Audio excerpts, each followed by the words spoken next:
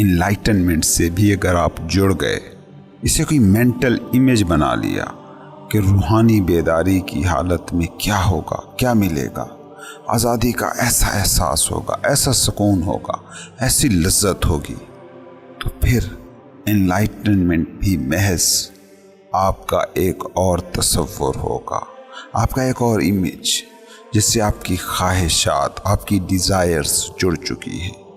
جبکہ انلائٹنمنٹ کا مطلب ہی یہی ہے کہ آپ کی ڈیزائرز گر جائیں۔ کچھ پانے کی خواہش کا نتیجہ ہی تو دکھ ہے۔ اگر تم انلائٹنمنٹ سے بھی کچھ پانے کی خواہش لے کے بیٹھے ہو تو اس بات کو سمجھ لو کہ ابھی بھی تم انا کی ڈومین میں ہو۔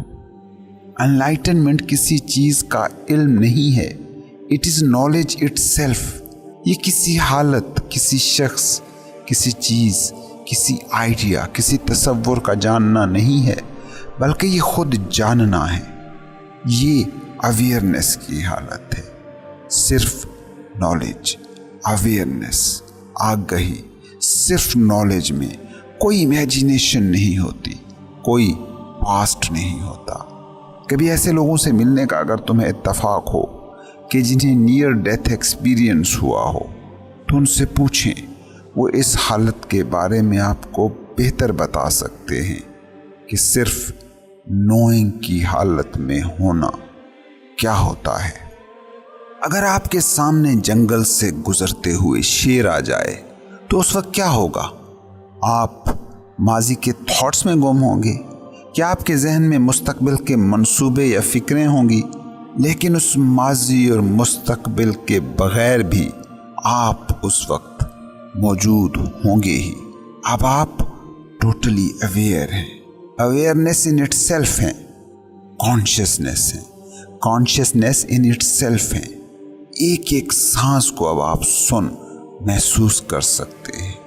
یہ جو ایڈونچرس لوگ خطرناک قسم کے سٹنٹس کرتے ہیں، خطرناک مہم جوئیاں کرتے ہیں، خطرناک پہاڑیوں کو سر کرنے جاتے ہیں، ان سے بھی اگر آپ پوچھیں تو وہ یہی بتائیں گے کہ ان ایکسٹریم لمحوں میں کہ جب وہ زندگی اور موت کے سنگم پر موجود ہوتے ہیں، اس وقت ٹائم ختم ہو جاتا ہے، کوئی ماضی اور مستقبل نہیں رہ جاتا، صرف ایک آگہی رہ جاتی ہے، اور وہ حضوری کی حالت جس میں آپ زندگی کے ساتھ ایک ہو جاتے ہیں۔ کیونکہ زندگی کے بارے میں جتنی بھی ڈیفینیشنز ہیں ان پر ہو سکتا ہے کہ اتفاق نہ ہو پائے، مگر زندگی کی تمام ہی ڈیفینیشنز میں اس ایک پہلو پر سب کا اتفاق ہے کہ زندگی واقع صرف ایک پل میں ہو سکتی ہے، اور وہ ایک پل ہے یہ پل جسے صوفی حالت حضوری کہتا ہے۔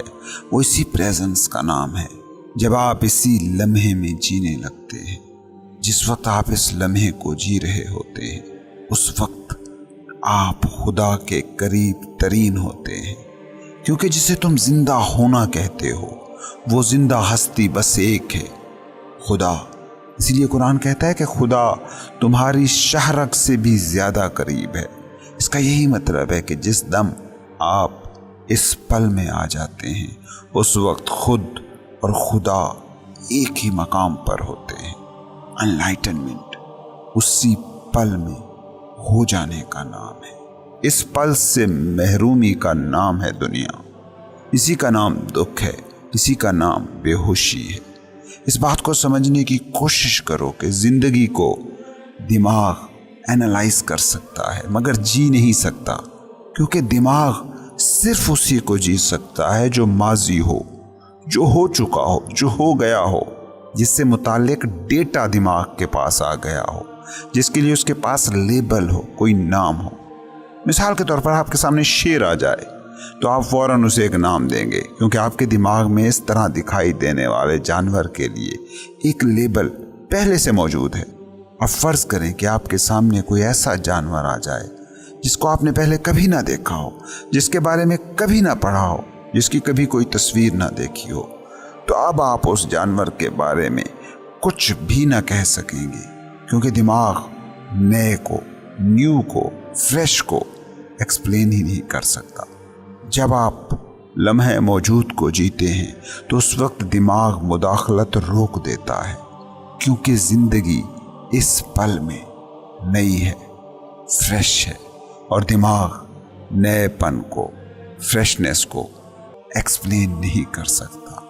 एक पल बाद चाहे दिमाग इसकी तशरीह करता रहे, लेकिन ठीक उस पल में रहने वाले इंसान की ज़िंदगी को छू नहीं सकता। ज़हन और अना इसीलिए नएपन से कतराते हैं। एक नौकरी आप कर लें, फिर उसके बाद उम्र भर उस नौकरी से चिमटे रहते हैं। क्यों? क्योंकि उसके पैटर्न दिमाग के लिए जाने बूझे हो गए हैं।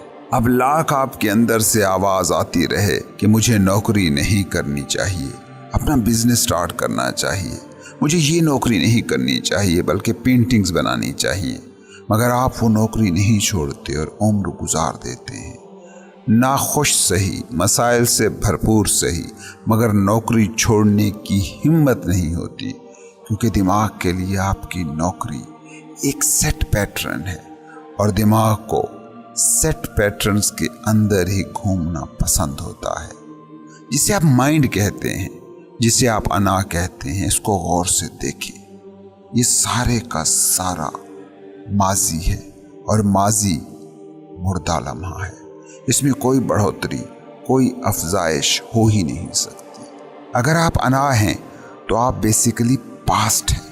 आपका इस लम्हे में बर्पा जिंदगी से कोई भी राब्ता हो नहीं सकता, क्योंकि सोचें ना, आपकी अना क्या है? जिसे आप कहते हैं वो है क्या? एक नाम जो आपके बड़ों ने बहुत माजी में रखा था। आपकी कौमियत जो माजी में सीखा गया एक आइडिया है।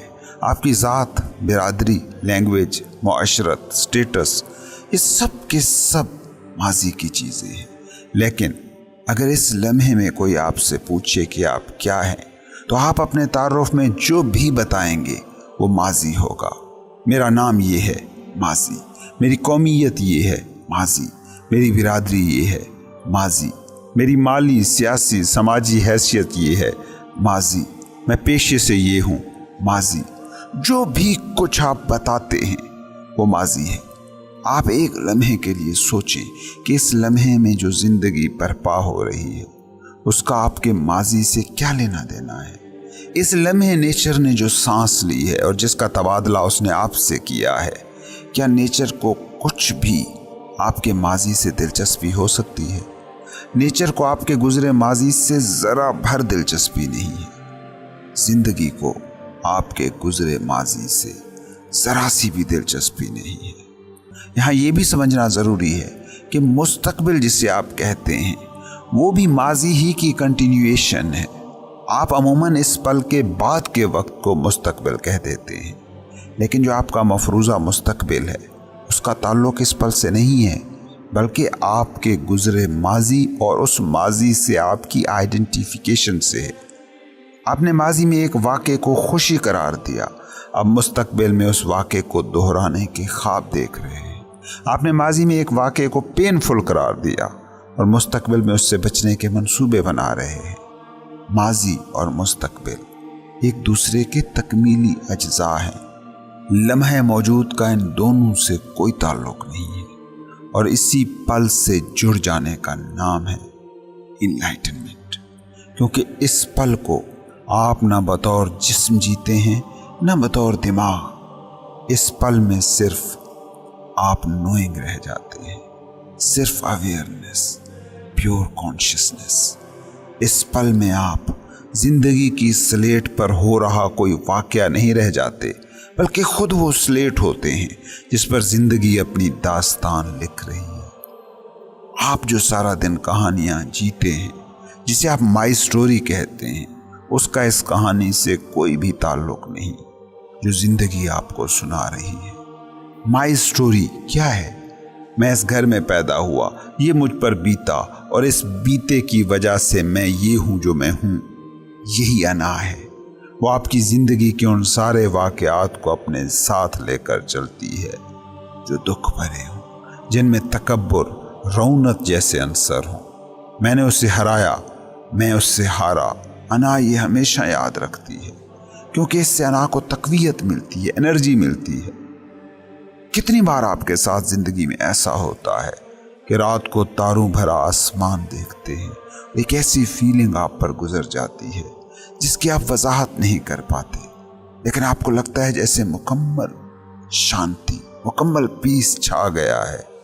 کسی پھول کو دیکھ کر کئی دفعہ آپ ایسے ہی احساسات سے گزرتے ہیں، لیکن آپ کے دماغ میں آپ کی انا کے لیے ان لمحات کو محفوظ کرنا غیر ضروری ہوتا ہے، کیونکہ ان لمحات میں آپ لمحے موجود میں تھے، اور جس وقت آپ لمحے موجود میں ہوتے ہیں اس وقت انا اپنی کمزور ترین حالت میں ہوتی ہے، اور اسی ولنریبل حالت سے انا چڑھتی ہے۔